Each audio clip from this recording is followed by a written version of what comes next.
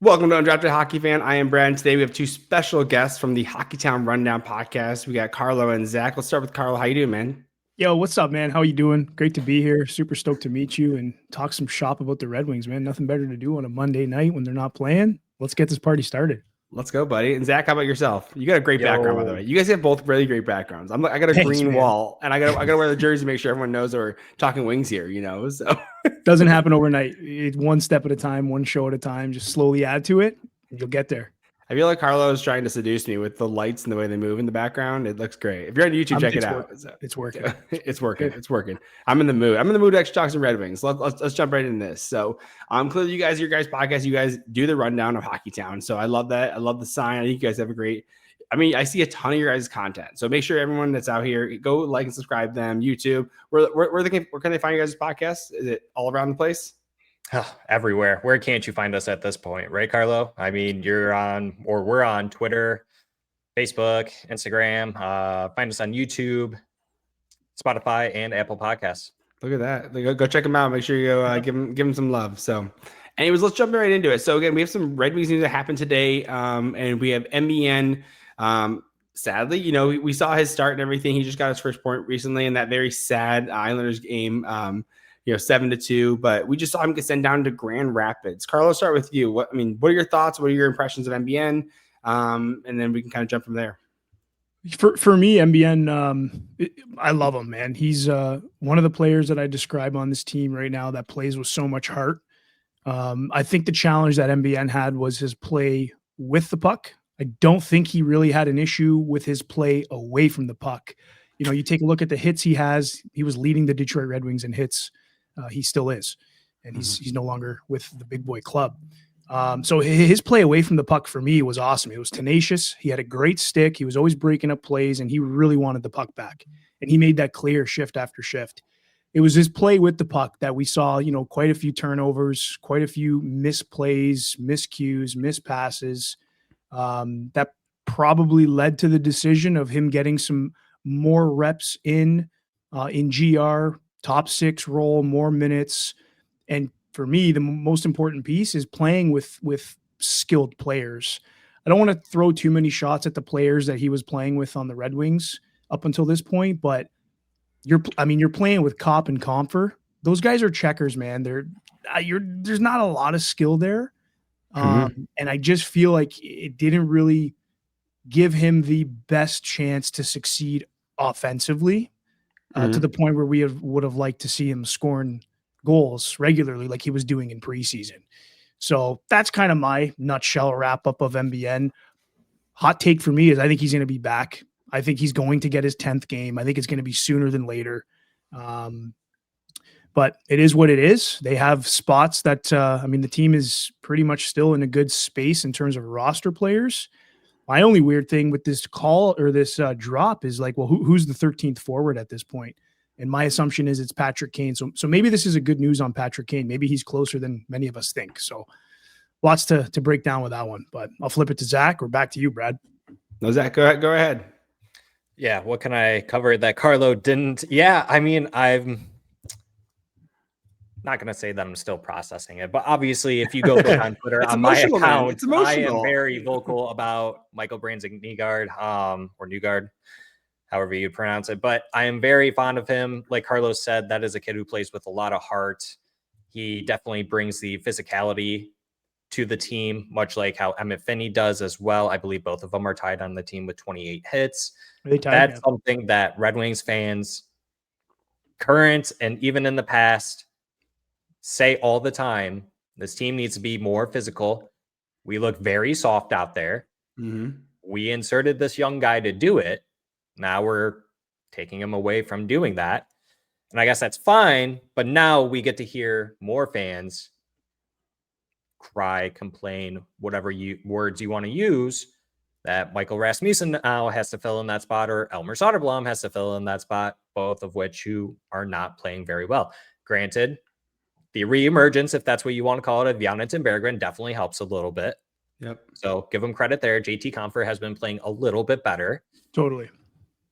I do believe, though, that this wasn't built by design. The course of Michael coming and only playing 9 games, part of me wants to believe at some point Steve may have tried looking for a trade to move on a forward, and one may have not transpired by that time. And unfortunately, NBN, with his slide eligibility, he's just the easy guy to pick on right now because everyone else would probably get claimed off of waivers. Yeah, so. I think Berggren would have, right? Like someone like I thought was a good candidate, good cap hit, 1-year contract, prove it deal. I mean, you could see the guys like Soderblom, they locked up for 2 years, and Aljo, he's locked up for 2 years. So Berggren only got 1, and then Rasmussen, his contract's a little bit longer, right? A little more expensive. It's a little bit hard to trade that, especially with the value that. And my thought was that we were going to trade Rasmussen because of the value we saw. Like it was last year even, right? He was playing. Was it last year? 2 years ago that he was so highly sought after on the team. They're like, oh, everyone wants to play with him. And I'm like, and he was performing. And the thing is you could see it with Rasmussen. Like, again, the play has declined a bit, but he has naturally has a mindset of where like he can be tough. We saw, there's the iconic picture with Jack Hughes where he knocked him down right in front of the net and he's roaring. He's basically doing his best. Who's the guy that was on Florida that went to who's captain of the Anaheim Ducks? I can't think of his name. Captain of Anaheim, then went to Florida. No, he was other way around. He was in Florida, and then he went to they beat Toronto. He yelled in front of the Toronto goalie. I don't know if you saw that iconic one. Oh, I do remember that. I can't think of his name. Gudez. Yeah, they're good. Yeah, his best Gudez. He's Radko Gudez impression. And then again, you're talking about Zach about Soderblom. Like they're asking him to be a little more physical. He's 6'8", but you can just see it's just not naturally his game. Again, he's more of a skill guy. We've seen his hands. His hands are so dirty, man. He does a great job, especially for, again, how big he is and everything. And you're looking for guys to step up. And when you're seeing rookies take over these positions, it's hard to start to justify these guys in their position. Emmitt Finnie, he's taken that left wing spot, and it's been completely impressive. Honestly, I've seen so many articles from the NHL talking about this kid, Spit and Chicklets talking. Every podcast is talking about how amazing Emmitt Finnie is. Just honestly, and it's like him or Matthew Shaffer and Demidov. You're like 2 first-round icons right there, a 5th overall, first overall, and then you have a 7th round guy, like in the 200s. And it's like, is this Zetterberg? And I don't want to go too far, but everyone's talking about him being Zetterberg, and I love that. Mind you, Zetterberg at the time before we got on the Red Wings, he did represent Sweden, so that's kind of another little notch towards Zetterberg. But again, super impressive and everything. So kind of jump into the other. Now we're talking about Finnie. Zach, what are your? Clearly Finnie's done a great job. Let's get your opinions on what you're seeing, what you expect to see, kind of how this is all shaking out. This kid, he's just unbelievable. All gas, all motor, no brakes. 8 points in 9 games played. I definitely didn't have that pegged in him. Granted, I did believe that he would ride a little bit off of the coattails of Dylan Larkin and Lucas Raymond. That's obviously not the case. He is able to get the scoring opportunities on his own by going into the right places at the right time and creating plays as well on top of that.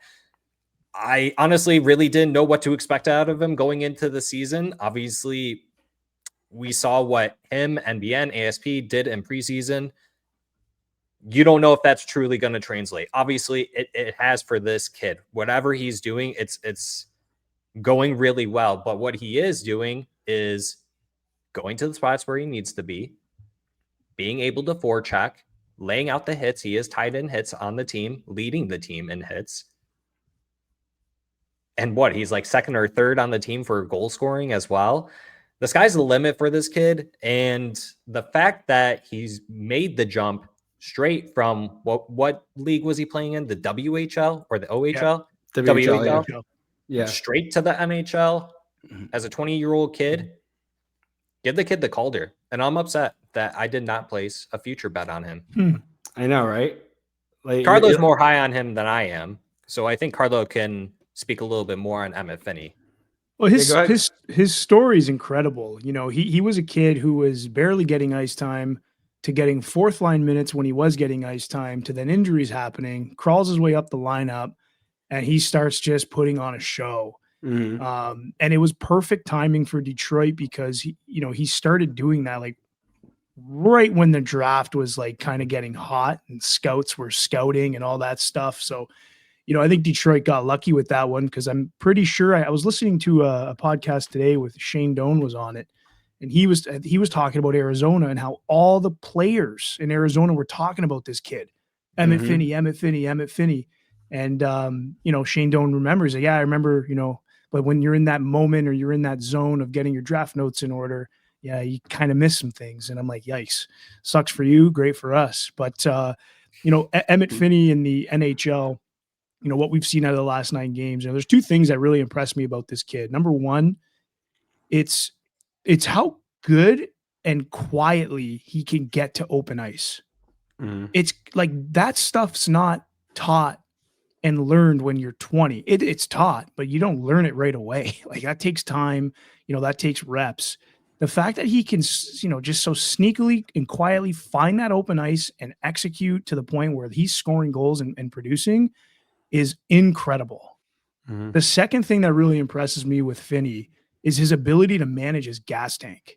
You can watch this guy go up and down the ice 2-3 times. He's still got juice in those legs. Yep. By the time that shift's over, Larkin is the only other guy that I think has the legs to get to the end of a shift or maybe play an extra 10 or 20 seconds. In fact, the one goal that Larkin scored, that breakaway goal he scored a couple games ago, it was at the end of the shift. He was gassed, gets that break, gets enough juice, and he goes.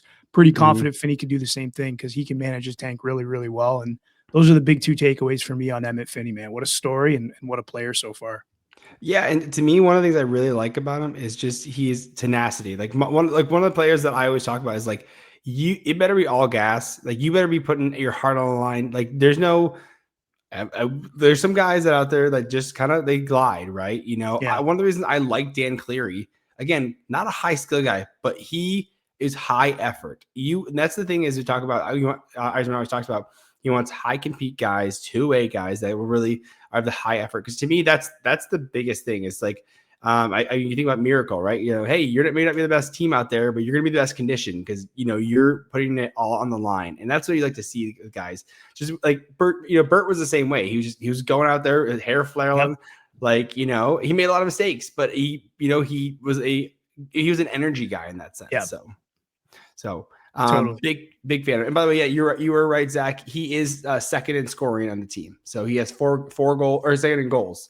Larkin has 6, and then Emmitt Finnie has 4, and then you have like Appleton has 3, and so does Edmonton, which is wild that those are the like you're like, okay, Edmonton just get 2 goals, no big deal. And then Mason Appleton, like at one point, Mason Appleton, I think one of you guys retweeted me is like Mason Appleton was on like a 60 goal pace. Like at one point, you're like, dude, like crazy.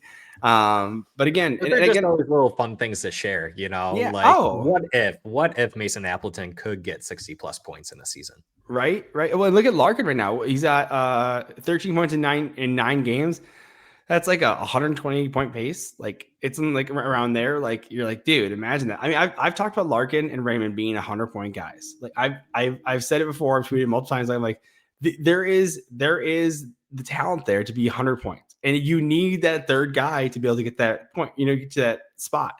And so to me, I'm so excited about that. And I don't know if it's this year, but it's. You want to take advantage of Larkin while you can in this case. Yeah, for sure, no doubt. So again, we'll go on to the last rookie of this is Axel Sandin-Pellikka. So let's go, Carlo. Well, you guys had Zach last time. So what are your thoughts on Axel? Like, I mean, some of the games. What do you see? What do you like? What do you don't like? And I'll start on this one. By the way, I think he looks really good.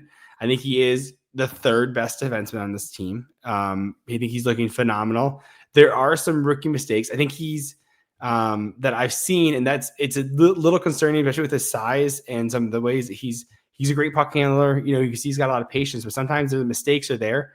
And I'm Nick was getting at me on Twitter. I know from the Hockey Town West podcast, and he was saying, "Dude, you got to chill out. This is rookie mistakes." I'm like, "Yeah, but like, come on, man," And so I was just getting so frustrated again. But I think it's because I put Sandy on such a pedestal. I'm like, this guy's gonna be a star. Everyone talking about him so highly, and I'm like, Insider, I guess, is the exception, right? And I guess that's my own fault for comparing a right-handed defenseman to Seider, because he just had a phenomenal first year. It was a 50 some points out in this first year. You just can't expect that from Sandin. But again, I'm heavily critical, but still does not deter my excitement. I did have him going down. I thought he was going to go down. He did not, and he's probably going to play this whole year. But he is arguably the third best defenseman. I just want to make sure that I'm so careful with his development. I kind of want him to be down in AHL to kind of develop, but maybe this is the best spot for him. So, Carl, let's start with you. What do you think? Man, I mean, for me, ASP belongs on the NHL. There was a couple of videos that came out right before the season started, and this is what really kind of sold me on ASP. But he was mic'd up during training camp, and it was him, Shea Bouillum, and Dano, Nate Danielson. And man, the way that this guy communicates with players on the ice, whether they're in play or if play's stopped, I suggest everybody go watch to really get to know Axe. Dude, the way he communicates with people, it was incredible. And I'm like, okay, this guy gets the game. He's a brainiac. He's great between the ears. This guy's he's gonna play well. Now, fast forward to the NHL. For me, he's been playing well. His shot is ridiculous. I was reading earlier on some NHL stats. He's got like a 97 or a 98 mile per hour shot. Like, that's nuts. And it's probably easily the hardest shot on this team. And he uses it. I think he injured one player that a couple of games ago. He took a shot, player blocked it. I can't remember who it was, but he hobbled off. And there's been 2 shots now that he's had from the point where he knocked the goalie stick out of the goalie's hands. It's crazy. Like, it's a great shot. This is the thing with him, though. If you expect him to be like this crazy defenseman, like this defensive defenseman, then you're probably going to struggle to want ASP on your team, on your NHL team, in my opinion. That's my fault, by the way. That's totally my fault. I want him to be both, and it's problem is he's closer to Erik Karlsson than he is a slave, right? Hold on, Brad. I think it's actually my fault because Carlo is coming from the question I'm about to ask you. Do you believe currently ASP plays better defense than Albert Johansson? I think no. I think Johansson's better. But there's a reason for that. Okay, let me ask you this: who's a better offensive defenseman, ASP or Albert Johansson? Axel's better offense. I don't know. They're two different. Two different roles. I agree, but that's kind of where I think, to me, I think it's. I like Johansson and Edmonton because it was a guy who's because Edmonton wants to take the puck up, and then you leave ASP in the back, and you're like, okay, is he capable? And at this point, again, he's making rookie mistakes, and I'm not saying he's not going to be capable eventually, but to me, I was like, okay, offensive defenseman, defensive defenseman, like you want to pair those up well, balance. Yeah. But then you can't put ASP on the third pair, I guess, because then you're okay, who are you gonna put on the left? You're like Gustafsson. You're like, oh well, that's 2 offensive guys. Hamonic, well, that seems silly. He's a right-handed defenseman. Why you have 2 right-handed defensemen there? You know what I mean? So it's just. I wouldn't be surprised, man, if you see Edvinsson and Seider, and then Ben and ASP. Okay, I don't hate that at all. I wouldn't be surprised if you've seen that last game when they had Hamonic in the lineup. There was some really interesting pairs that were going. What I saw was Edvinsson, Seider, and then I saw Ben and ASP, and then I saw Ben and Hamonic, I want to say, and then I saw, because Edvinsson didn't play, Aljo and I think it was Hamonic again. And it was weird, dude. There was 4 different lines, and Ben was kind of playing with a couple of different people. But I think we might see, and I don't know if we're going to see this full time, but I think we might see, like I just said, the Ed and Mo top pair, and then Ben playing with ASP. So, because I don't think Ben really forces the play as much as Edvinsson does, or doesn't really look for that pass that ends up kind of being a mistake, which is what Edmondson's been running into. So I wouldn't be surprised if we see that. And honestly, I think it could be a good pairing. I'd love to see that for a game, or at least for a period, to get a good judgment on it. But I think that could go well because we already know Edvinsson and Seider could be a pretty solid pairing. Because if Edvinsson's going to lead that player, kind of bring it up like you mentioned, we know Seider can hang. We know he can hang back and take care of business at home. So we'll see. We'll have to see what the coaches kind of line up. I'm really annoyed they didn't they didn't let us know today in practice what the lineups were on D. I think they did that on purpose, but so it's kind of a wait and see. But for me, like I was saying, dude, ASP is a lock. I think he belongs in the NHL, and he's only going to get better, man. He's just such a smart, bright kid. And that's just a quick testament and shout out to Yzerman and his drafting. He's drafting some really, really high IQ people, and it's really, really good to see.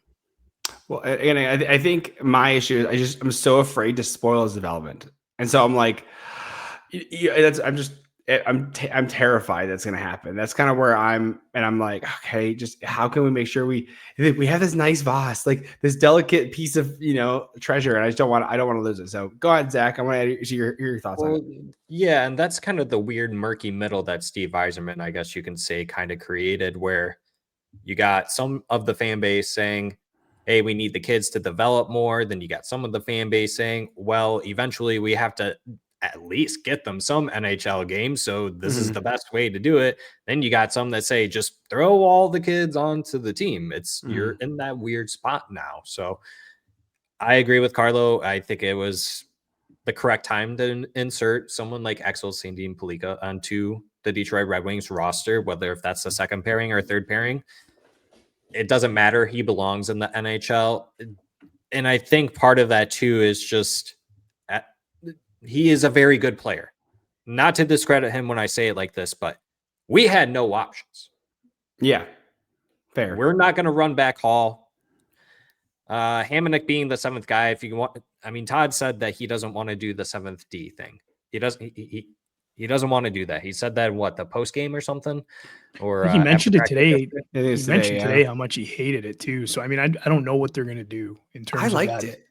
I liked the 7D. I think they played really well. Who liked really playing that type of system was Derek Lalonde. And it didn't work out very well for the team. So Tom McClellan and his system, it doesn't really fit that. But for whatever reason, that day he felt the message to sitting a player.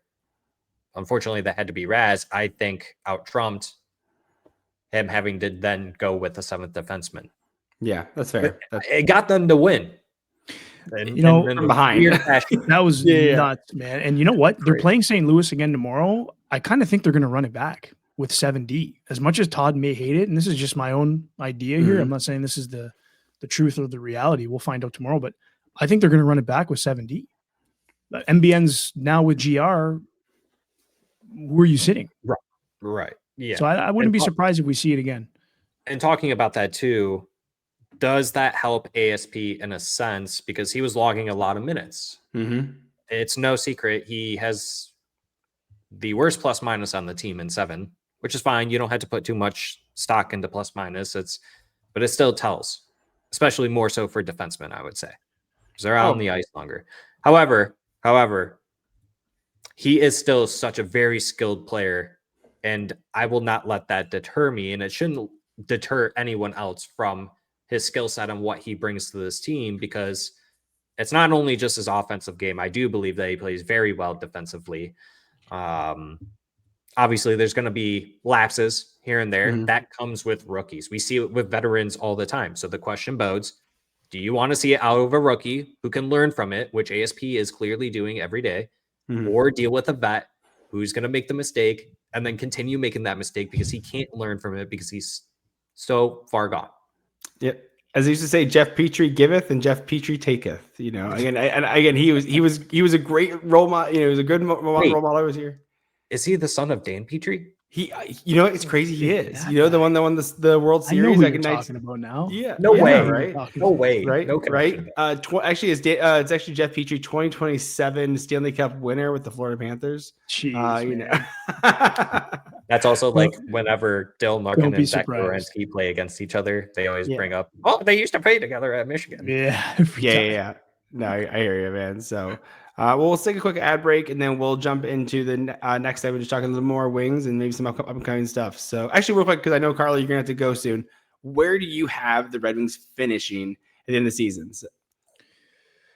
You want the short-winded answer or the long-winded answer? I want the preseason answer, and then I want to see if you adjusted it. So preseason, I had them ranked, I believe I had them, I'd have to refer back, but Zach, keep me honest here. I want to say I had them ranked 5th in the Atlantic. We did do an episode on it. Yeah, we would have to revert back. 5th wild card? 4th or wild 5th? Card?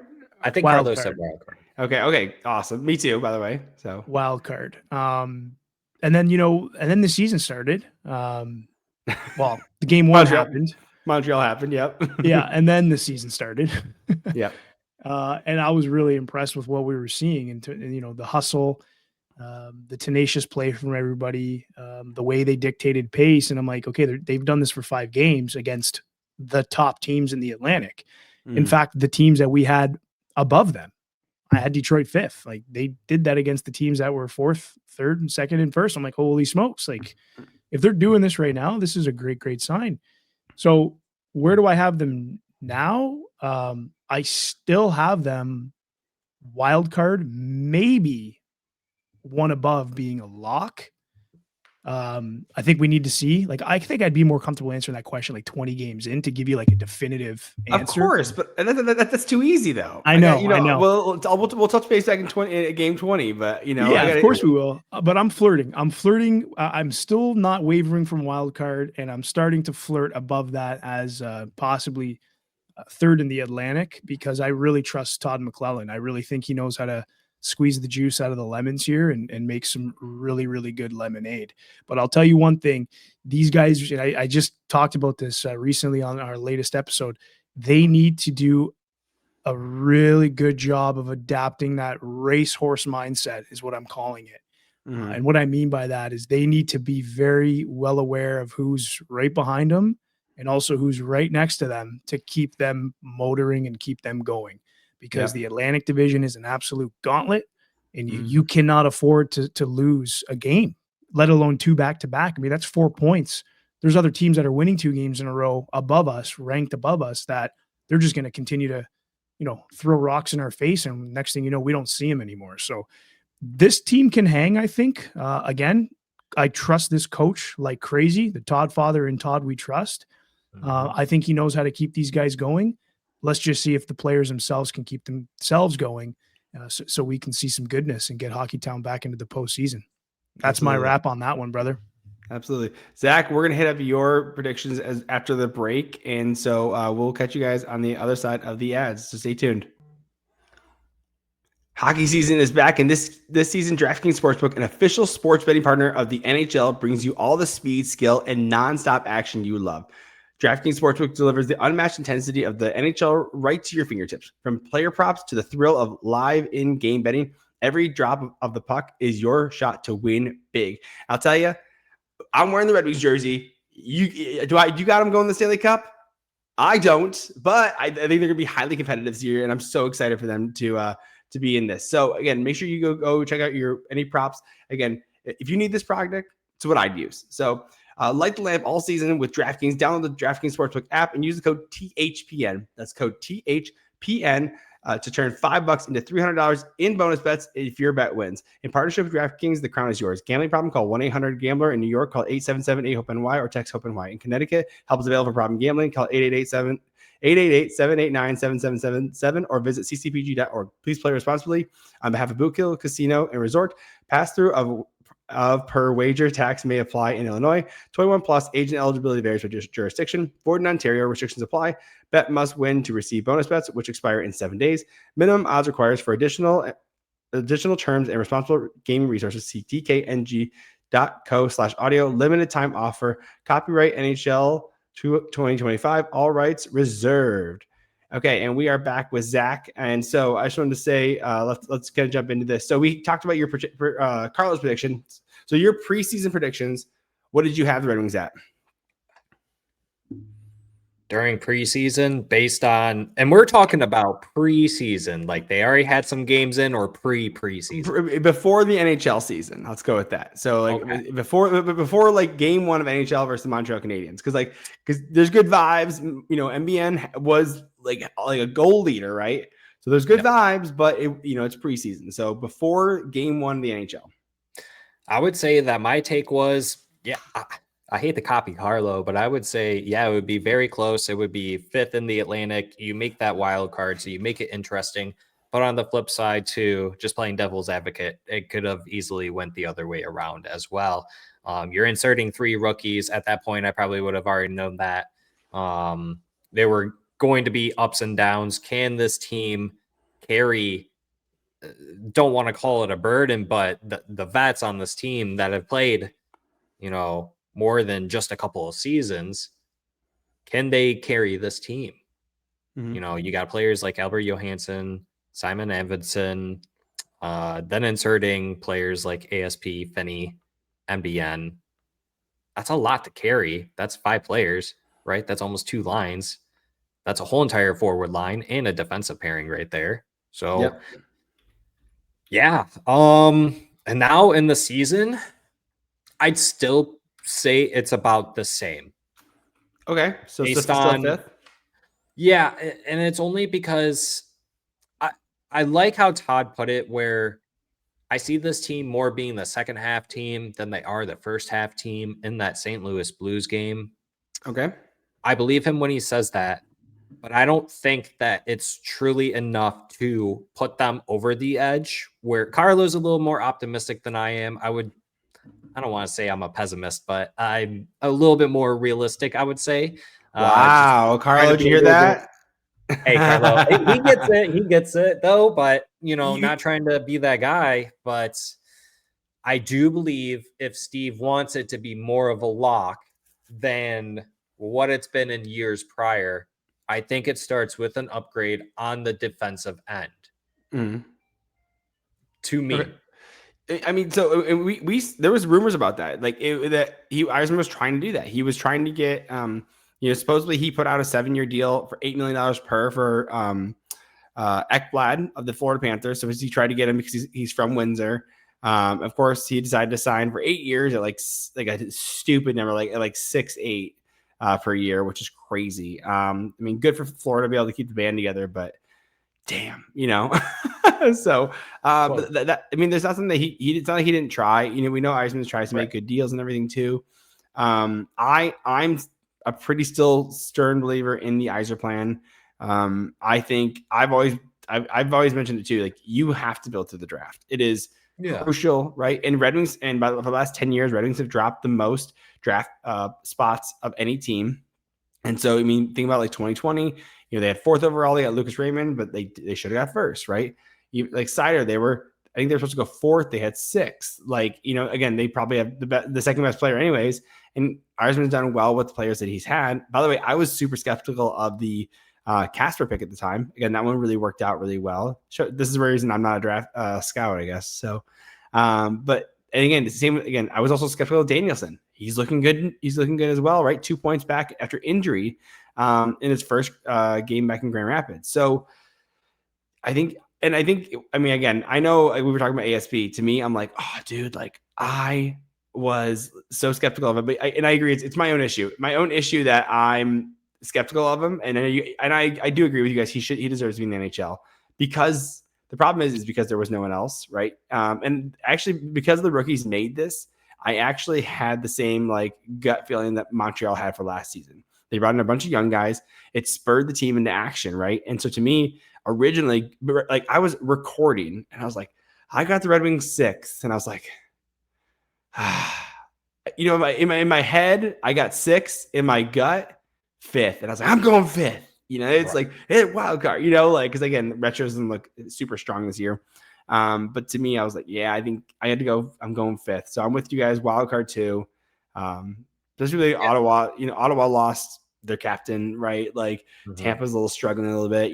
Toronto's struggling a little bit. There's points to be had. And again, like you guys talked about, like they won against some really good teams that I had certainly above them. So I agree with you that you just fifth looks good. Well, it's just a really long season too, and a lot of these players, they haven't played full seasons in the NHL either, right? And it's Emmitt Finnie playing on the top line. So Dylan Larkin, Lucas Raymond, how much better can Lucas Raymond be to last year, where he was a point per game player? Dylan Larkin, he's got somewhat of a monkey off his back, if that's what you want to call it, a burden lifted off his shoulders, finally being a girl dad. I do think that adds a lot to his mental state of the game. He can focus clearly on what his sole mission is, and it's to help elevate this team as a whole. As a captain of this team, 9 years of missing the playoffs, I'm not saying that it's all on him, and that comes to, me mentioning I would love to see an upgrade somewhere. And I love that you brought up, draft picks are valuable and we need them as much as anything, because that's how you become a good team in the NHL now today. There's too many teams going in free agency. They just get nabbed up by the teams that drafted them. Yep. So moving forward, that's what you got to do. But in order to get players that you might not have in your system or that might not be ready, unfortunately, the route would be to go ahead and trade and do that. I don't think that there's anyone in the Detroit Red Wings system, maybe outside of Mazur, maybe outside of Nate Danielson, I could see potentially making somewhat of an impact on this team. How much, I don't know. We haven't seen Nate Danielson play in the NHL. Carter Mazur, a shift, I think it was. It was correct? 1 minute and 2 seconds, I think it was. It was like so crazy. Shift. Yeah, we saw him for a shift. So I don't know what they're going to bring. They both look really good so far. Nate Danielson coming back in his first game, 2 points. Carter Mazur, 6 points in 5 games, I believe it is, or 5 points in 4 games. Something like that, yeah. He's killing it. Yeah, he is killing it. So, yeah, at some point you can call up one of those guys, but you would have to move on from a forward player on this roster eventually. I don't believe that Kane is going to the St. Louis Blues game with the team. I think that was already announced, but maybe he is. I'm not sure.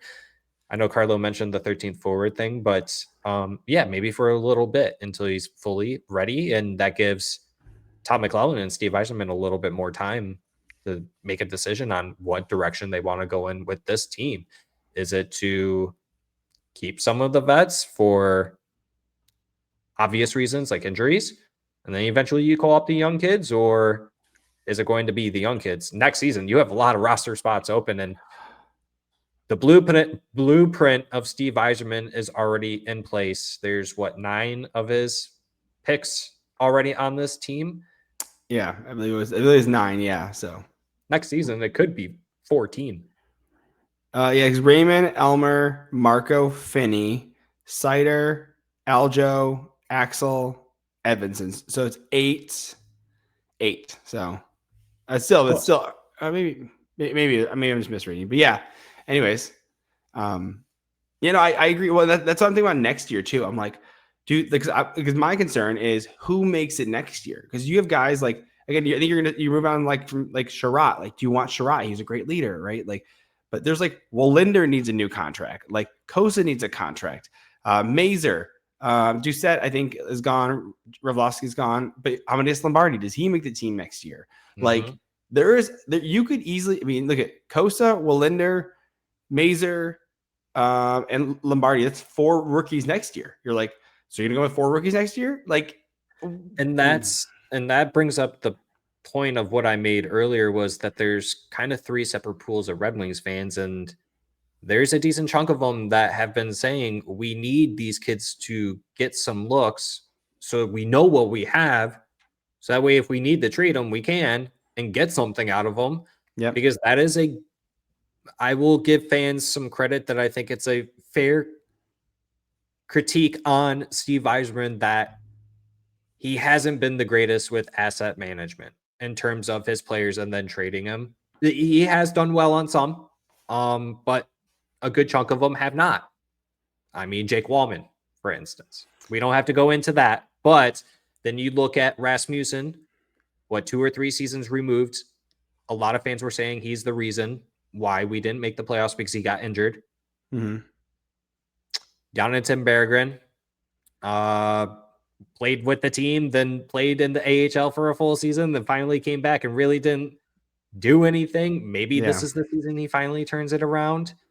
Comfer, you can talk about the signings too. So, a lot of people do forget about Buchelnikov. You got Trey Augustine. There's a lot of players we haven't seen yet that haven't appeared for the Grand Rapids Griffins. So, to what you brought up, could we see 4 rookies on the team next year? Absolutely, we could. Well, be really good. Well, that's it, right? And like so, because to me, I mean, there's some guys just haven't worked out to the abilities that we expect them to. Like Kopp has not looked like the player that we signed that he was when we signed him. Compher has not looked like the player that who was when we signed him, right? Ben Sherratt has been asked to do. I think Ben Sherratt has done. I think Ben Sherratt was not meant to be a top line forward or top line D. I think he was meant to be a stabilizer in the second and third pair, and I think he's been asked to be. He's given more than he was supposed to, and I think that's the problem is that we're asking more of him than he was tasked to do. Right? He was tasked to be a stabilizer, right? But so I guess you can argue how good has he been, right, and everything. So. Well, and that's and bringing up Ben Sherratt too, like you brought it up too. Is that a player that you want to bring back? I mean, you kind of have to pick because if you go into free agency, players are probably going to be asking for more term than you want to give and more money than you want to give. When you have Ben Sherratt, you could probably give him a 1-year deal at $4 million. Yep, maybe even cheaper than that. And it's no secret the cap's going up. There is a floor you still have to meet. And even talking in terms of players like Kopp and Compher, there's a very good chance that both of those guys are still on the team next year because the only player we have to sign really is Patrick Kane. And if we want to bring back Patrick Kane, but Simon Edmondson, there might be a couple here and there as well. Buchanan, you still have to sign him, but he's not going to get a big paycheck right away. So, but still, yeah, you have to have money on the books moving forward in the NHL. So we could see a world where all three of those guys, those veterans, they are still on the Detroit Red Wings next season. And that's kind of where, I mean, like you were talking about, like you feel like you really do need to trade somebody, right? In my opinion, like, because you're looking at the contracts of who you might need to trade. I would have like at the start of the season, I was like maybe a Nick Robertson on the Toronto Maple Leafs for Berggren, do a 1-for-1 swap. Both guys need like a change of pace, like something along those lines, right? Like we've seen player for players swap and everything. I'm okay with something like that. I could see, I mean, like Rasmussen, like how do you trade? I think he would be good in Vancouver because he's a BC kid and everything. Like there's a ton that needs to be done. And again, I'm like, and of course, I think the problem is that with next year, you're like, who might not make it out of the 4 rookies, right? Wallinder or Amadeus Lombardi are like like, are they going to make it type thing? And I just want Amadeus to, I want him to come up, and even same thing with Shai Buium too. I mean, if you think that it's a little murky for someone like Wallinder, it's definitely murky for Buium at that consideration.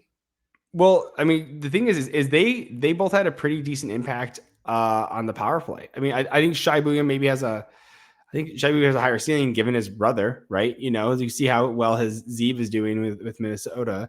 But thankfully, Zeev does Shai does have another year left. But if you look at like last year, Shai had 25 points in 67 games in his first official year in the AHL. So, it's under half point per game. That's what I'm expecting out of a player like a defenseman, right? If you look at like Wallinder, he had 19 points in 62 games. So like Shai outbeat Wallinder. So I would give Shai a little bit more of an edge. And again, Wallinder, I don't know if we're going to sign him, but I mean, to me, again, who are you going to move, right? I think a Raz you could do. He has no protection, right? I think you want to keep Soderblom. I think Berggren could be moved. But I think you're starting to see something. The nice thing about these contracts is, there's some that you're kind of upset with, like, and not you in particular, like the fan base. Andrew Kopp, like, oh, why'd you sign him for so long? Compher, Sherratt, and everything. And so, but some of these guys are starting to fall off. Like you said, Ben Sherratt, like last year, if he comes back at like $2 million, are you mad? Like, no, he's not. It's a great little spot there. And again, I think you can't rely on UFAs because, I mean, unfortunately, I don't really trust Yzerman to sign a UFA well enough right now, just because some of the signings haven't been amazing. So there's guys who are landing on your lap like Kane, but like that's not a gimme every year, Yeah, and the only reason why he did it for the players that we are speaking about is because he technically needed to. Some of these rookies that are on the team now and some of the ones that made the team even last year, speaking on like Albert Johansson and Simon Edmondson, You just truly never know how quick that these players are going to make it to the NHL. I think we're very fortunate to see them progress at a very fair rate, considering where we draft him at. Moritz Seider, we would have seen him the same year that he was drafted if COVID didn't happen. Yeah, probably maybe more than likely. Same thing with Lucas Raymond, to be completely honest with you, but that's not the same case. Not every NHL player that gets drafted has the same linear path. Everyone works at their own pace. Jonathan Berggren took forever. He had quite a number of injuries, but where I'm trying to get at with this is that's, it's, I don't know, Brad. So I one thing I think I was talking to this. I think by bringing all the rookies up, because some people are like, Yzerman's going to get fired if you don't make the playoffs this year. I don't believe that. I think Yzerman will leave on his own accord. If the possibility of it was him being fired, it would be missing the playoffs this year and the following year, which I think this year, by bringing so many rookies up, you're allowing the development, and you're like, hey, you're bringing rookies up, you might miss the playoffs, and that's can give you a little bit of a coverage. And then once you get to the following season, it's starting to have a harder time having coverage, right? Because now, like you're talking about, we have 8-9 guys that are Yzerman draft picks. And then the following, now you have, you're going to have even more the following year. You're like, okay, this is very much an Yzerman team, right? The only guys that weren't drafted by Yzerman were Berggren that weren't free agents or signings by Yzerman, were Berggren and Dylan Larkin. Those are Holland era draft picks, right? Only ones you really can't and Dylan, of course, he's better than 15th overall pick is where he was picked. But everything else that's your either Yzerman signings or Yzerman draft picks. Thank you for that, because you reminded me before I spaced out completely back there. That's why I was talking about. Yeah, the only reason why he signed like the JT Compher's and Cops and the Schrotz to those long contracts is because he had to, due to the situation of the team. I mean, you didn't know when these prospects were going to be ready. So to that point, what you just mentioned now about Steve Yzerman, if they don't make the playoffs again, could he get fired? I don't think that is the case. Carlos said it best, that he gets 10 years, not 10 years of us missing playoffs. He, since he has been with the team, will get 10 years.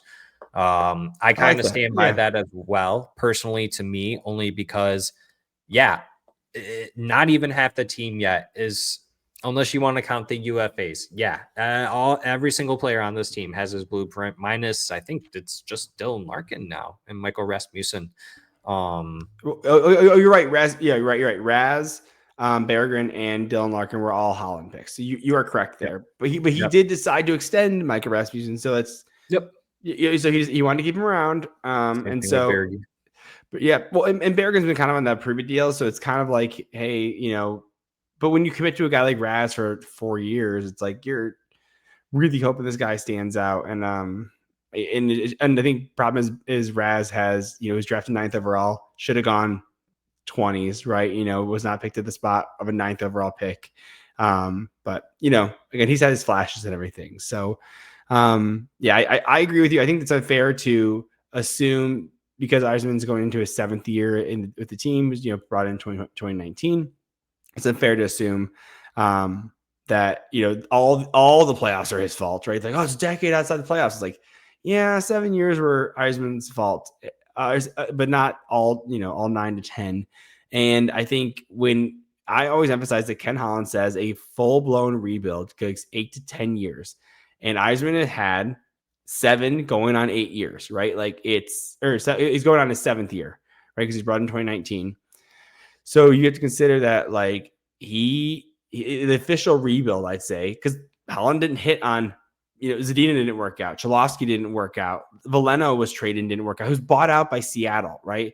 Again, Raz is a third line guy, but he was drafted 9th overall. That should be a top 6 guy, right? Just there's certain things that didn't work out. Again, Dylan Larkin's the heart to beat this team, but Yzerman had to move contracts, and there's just a lot to it. And so I think, again, and I always talk about, if I was at a position in the NHL, I would love to be GM, because this is the fun stuff, right? And side note, I do think Yzerman was there's rumors that Yzerman had to sign with free agents because there was pressure from upper management and Chris Ilitch. I don't know, this is not substantiated, but this is something that was mentioned before that there's been potentially pressure about not wanting the playoffs in the building, and which is why we saw a lot of those signings that are happening. I think it was 11 free agent signings and trade for DeBrincat. I was like, Jesus, why are we doing all this? It seems like a lot, right? And so now a lot of those guys are gone, but again, like you were saying, like you don't know what you have in rookies. You have to start bringing up, and now these guys, like unfortunately, like Johansson, you had to bring him up. Like you had to sign him. You can't waive him because he's definitely gonna get claimed, right? Like so now we're in a position again where some of these guys are just gonna graduate. You have 4 guys that need contracts next year. Coast is gonna make it, right? He'll be your backup automatically. Oh, you don't think so? Oh, maybe. He's looking good so far. We're gonna have to wait and see. Do you mean a maybe and that he'll be traded? Because that's no. I wouldn't really go that far because it's the same thing in free agency. Who are you really going to get? There's no one on the market. Are you going to go and trade for another one? I don't think so. Well, they have Trey. So the thought is that Trey might not sign because he went back to state. So he might try and do the Isaac Howard route where he might not sign because Costa's blocking him, which I think is one of the reasons he stayed in the NCAA is because he's like, why would I be the backup in an AHL when I can just be the starter in NCAA and run it back? And now with Costa being, I think he has to make the NHL because I don't think Trey Augustine would come to the AHL and play backup.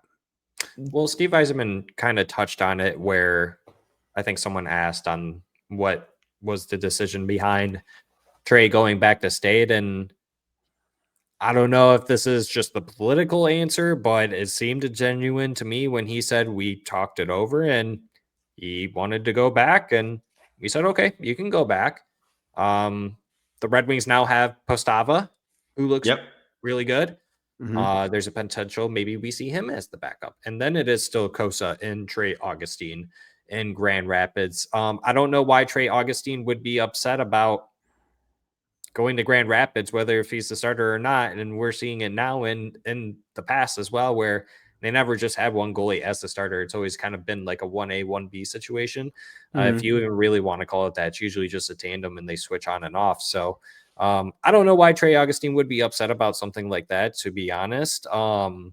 I think he sounds pretty excited about becoming a Detroit Red Wings, to be honest with you, and staying within the organization. So, but going back to the Cossa thing, I don't think we would trade Cossa either, to be honest. I don't think it makes sense for the organization, especially since we traded up to actually select him in the draft. So if you were to go ahead and trade him, are we going to get back what we spent to get him? Then what is the point in trading him? So sorry. And by the way, I'm not trying to say trade him as, I'm not trying to be clickbaity. I want to emphasize. Oh no, for sure. Yeah. But for those that might have that idea, because we've seen it out there, some people might want to do that because they might be higher on Trey Augustine and, but it comes down to if you can get to the point where you can have 2 outstanding goaltenders. We saw it with the Boston Bruins and Swayman and Ullmark for those number of years where they were a great tandem and it helped out the Boston Bruins so much. So with the cap going up, I don't see an issue with it where we could see 2 to 3 years from now where it's Trey Augustine and Cossa as your tandem for the Detroit Red Wings. So again, I still think that Augustine Cossa does make it next year, which is one of the reasons you have, because Talbot's old. He's been phenomenal. Yeah, I don't think we bring back Talbot. No. Yeah, and so and I agree. I agree with Cossa. Because you traded a first, second, 5th round pick, which by the way, the first round pick at 23rd overall was Wyatt Johnston. You're like, oh, dude. I don't think that second round pick ended up being anything though. Artem Grishnikov, and that was the trade. He was traded in the Tanev deal from Calgary to Dallas. So, so you got a decent player out of it. It didn't end up working out. And you signed him Toronto anyways. But and Costa's always been a project. He was a boomer again, I'm not a prospect person, but the perception was Costa was high ceiling. He's either going to be phenomenal or he's not going to hit, right? By the way, I was definitely thinking when they were going to go with Wallstead, the Swedish goalie. You're like I did too. Oh, yeah, and everyone's like, why are they going to Wallstead? And Costa's like, what? And I was blown away. So I think that was the Edmonton draft too. So it was a wild draft. So again, by the way, I met Costa a couple of years ago, and he is so freaking tall, dude. He is. Oh yeah, he's 6'7". You can't. By the way, you can't. What was it? You can't teach size. I think this is the phrase they use. You can't teach size. Right. Goalies, you know, like so. So I know we're kind of running out of time. Do you have time still for a question or two, or you get to head out?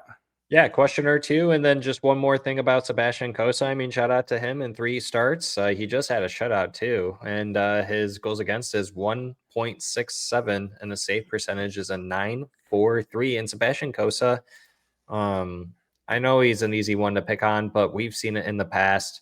He's going to have a great story when he fully makes it to the NHL. And you look back at it, he started basically with the Toledo Walleye, made his way up to the Grand Rapids Griffins, got to play in the NHL for 1 game and had that, what was that stat that he owns now? The first ever goalie to come into relief and then winning it in a shutout or an shootout, OT. I think. Yeah, shootout? OT or shootout. Yeah, one of those, yeah. Crazy stat. So now going into this season with an incredible stat line to start like that, where he's never put up more than a 913 save percentage between the Toledo Walleye and the Grand Rapids Griffins. So if he can continue at this rate, yeah, I for sure see him with the Detroit Red Wings as the backup next season then. Yeah. Well, and side note, this guy's played like impactful games. He won with the Edmonton Oilers Kings. He won the cup in the WHL, the Memorial Cup. So like he's been that guy who's a gamer. Won. Yeah, he is. By the way, you talk to him, he has so much confidence, and I love that in the goalie, right? So real quick. So this again, by the way, I'm asking these questions because these are the things that kind of go across my mind. So again, I'm not trying to be clickbaity. No, you're good. Go ahead. Just ask me. Yeah. To me, I have a real concern that the Wings are gonna have a hard time keeping Edmonton. And I'll tell you why. Because I'm looking at power play. So guys like Edmonton have been they've been one of the best guys on their teams growing up. You know, they play really high in the SHL. And now you bring in on your PP1, you're going to be playing Cider. Your PP2, you're going to be playing Axel Sandin-Pellikka. Normally, you have a defensive power play quarterback. And to me, when you look at Edmonton, you see the way he wants to carry the puck up. He wants to be part of the action, part of the offense. And so to me, I don't know many successful teams that are running 2 defensemen on their power plays. Maybe I haven't noticed it yet, but to me, it's usually 1 guy on the quarterback in those types of things. So I'm curious on what your thoughts are on Simon Evanson's position. Again, because he is so good. I don't want to trade him. I think you're probably going to bridging him because you're trying to figure out what his full blown role is in the team with Axel Sandin-Pellikka playing PP2. I think, or do you think? And again, my prevailing theory now is Yzerman doesn't want to play him on power plays right now because he's trying to get him potentially get him at a lower number for his side. Again, these are all my ADHD lets me freaking run through all the scenarios and everything. So this is like, okay, is Yzerman trying to like 4D chess this thing? Is he like, because right. and so that's kind of we're trying to find out the position that Evans is going to be in, because do we want to sign 8 years? Absolutely.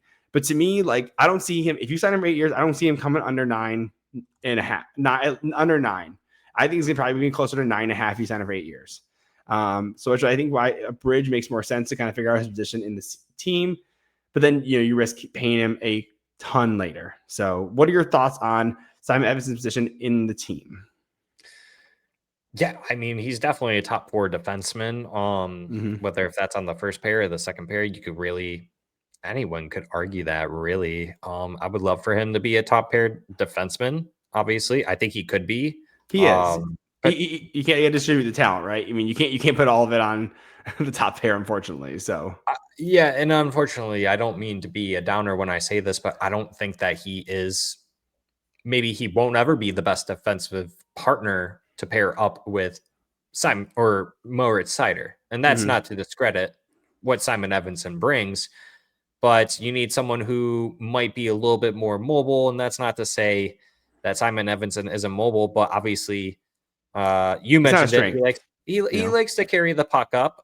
But we need someone who's a little bit more better on the back skate, back check type of areas, because we see that with Moritz Seider where he gets burned, but he's always in those tough situations, right? So that's not to discredit Moritz Seider either. So that's kind of where I come in saying, yeah, if we can find a defensive partner for Moritz Seider who can backcheck and backskate and be a little bit more mobile on the defensive end, like a pure defensive defenseman. I see Simon Edvinsson as a little bit more two-way, someone who could bring a little bit of offense, not too much. We've seen it. He can score goals for us, but if we can find someone who plays that solid defensive game, then I think that would be better suited for Moritz Seider. But talking about Simon Edvinsson and what he can get for his contract, if you do a bridge, I think it's still going to be a pretty decent number. And at that point, you might as well should just rip the Band-Aid and give him the long-term deal. The Red Wings will have $42 million in cap space, I believe it is, for next season. Just over that, under 43. So giving him, and I mean, we've seen some ridiculous contracts being given out, and that's just the reality of what the NHL is going to be. So it's going to be anywhere between that $8 and $9 million range. Term wise, it'll be 7 to 8 years. I firmly believe that. I don't think it's going to be 2 or 3, not even 1 or 4. I think it's going to be the long haul. You definitely want to lock up this guy as quickly as possible. And that brings up also what I mentioned earlier is there's still a floor. You do have to meet it. If we're talking about that, we don't want Steve Yzerman to go out in free agency and sign long-term deals, then you better start locking up your players that you've drafted for long-term deals. And that kind of ties in even to thinking about it, Emmitt Finnie and ASP. Well, Finney's got 3 years, right? So I guess you're right. You're gonna burn. You're gonna burn. You're right. I think they already have, right? They've been 9 games. They already did. So I didn't think about that.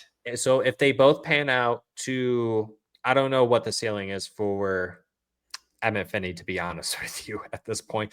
We put out a poll asking everyone to vote. Majority said 40 plus for this season, but what is it after that? Can he improve? We're gonna have to wait and see. ASP, everyone seems to be pretty high on him. You mentioned Erik Karlsson earlier. If he becomes Erik Karlsson, cha-ching, Brinks truck, backing up multiple of them for ASP. So, you know, those kind of things go into play, I think. So a little bit, maybe if you want to call it the 4D chess, but going back to Simon Edvinsson, I don't think it's really too much. I don't think the power play thing really does anything. I don't think that Simon Edvinsson really should be on the power play, to be honest with you. I think he's more suited for the PK. But I actually did like seeing not Simon Edvinsson. I always say Simon Edvinsson when I mean Moritz Seider, because they're so gosh darn big and so good and beautiful. They're beautiful. They're beautiful. Yes, they're beauts. Moritz Seider and ASP, we saw that in preseason. I actually really liked that. I thought that was pretty cool. Then Simon Edvinsson gets down on the PP2. Nothing's ever a lock. That's the good thing, right? And so if you make a suggestion, you know, you could do it for only a shift. I made a call out, I think, in a group chat, and I said, you know, let's put Appleton on the top line and then put Raymond on the second line, and then you put NBN back on the third line because Kane was out. Go back to that. Do it for a shift. If it doesn't work, you can always change it back. Yeah. Everyone was like, okay. Yeah. So try it out. Try it. Well, and Raymond is injured right now, right? Like we know he's playable, right? But he is walking with a limp a bit, or you know, he's not feeling it 100%. So you give a little better in the St. Louis game. He did. No, but he again, that's kind of where he didn't look full Raymond status, that, you know, a high caliber. So put him on the second line, you know, instead of playing 20 plus minutes a night, he's playing, you know, maybe like 16 or something like that. Just slow it down a little bit. He's still playing power play and all the stuff. So he's going to get his minutes and everything. But So and then I think, well, Casper doesn't need Casper has got 2 years, so we're good there. So he's got this year and next year. So we don't have to worry about his contract. So.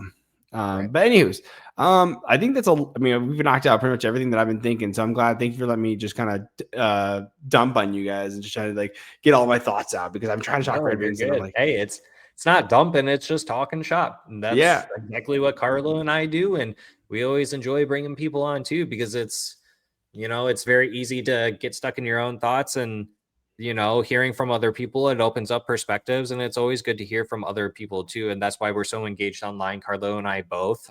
If you guys are on Twitter, that's where we're the most engaged. So we would love to talk shop with really anyone that's talking about hockey and Red Wings in general. It's truly a lot of fun. So thank you so much for the opportunity to come on and talk shop with you about the Detroit Red Wings. Absolutely. So yeah, I appreciate you coming on. So one more time, where podcast is Hockeytown Rundown. Tell them everyone where they can find you. Twitter, YouTube. You can find us pretty much anywhere. Where can't you find us? BlueSky? TikTok, Twitter. I don't think we have a BlueSky. We don't have a Rumble. So those would be the two spots. You have a Truth Social is what you're saying? No, I don't know. We don't have that either. So that's 3. Maybe there's something else too. We don't have an OnlyFans either. So yes. I guess that's 4. Yes. Yes. OnlyFans is just fancy Patreon. That's all it is. So, we don't have a Patreon either. So there's way more than I thought that we didn't have. So maybe eventually we will get there. But yeah, you guys can find us anywhere. Just type in at Hockeytown Rundown or Hockeytown RD for Rundown, shortened up there. And then for me, Ed Zach Trathen, HTRD for Hockeytown Rundown. I'm pretty much on all social media as well. But yeah, we're on Twitter, Facebook, Instagram, TikTok, YouTube, Spotify, and then Apple Podcasts as well. Did you know, Brad, I don't know if you knew this, but you could tell the folks that like to watch and listen to you on their YouTube apps, if they are subscribed to you on your videos, there's this really cool hype feature, and it helps others get to see your platform that you give to them. I just started seeing that. So yeah, definitely make sure you guys go over their stuff, hype them up, hype up their videos. So hype up Brad's video, not mine. Hype up Brad's video, guys. No, make sure you go over theirs. Like I said, do both. They got enough hype points, whatever it is. So, but anyway, so again, Zach, I appreciate you coming on. You guys do a great job. Keep up the good work, keep the engagement. You guys do so many good posts. Go check them up on Twitter. And I appreciate you guys coming on, man. Thanks a lot. Thanks, Brad. Appreciate it, guys.